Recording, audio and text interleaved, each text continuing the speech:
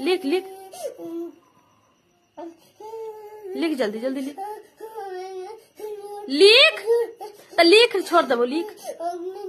लिख तो मैं 4-5 दिन से छोड़ दे लो तू काहे ना लिखा है तो लिख अभी लिख बीने के तो रोज दिन का बीने लिख लेबो आई बार छोड़ दे बीने लिख लेबो ना अभी लिख अभी लिखे कह लो अभी लिख लिख लिख लिख लिख जल्दी लिख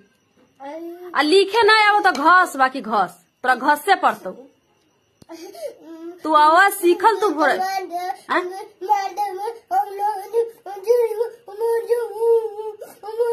कथी कहले मर जेबे बाकी ना पढ़बे मर जाए बाकी ना पढ़बे तो जहर दे दियो नेटी काट दियो पर से फसुल लाके काट दियो पर से की कहलो कथी फसुल अपने मर जाए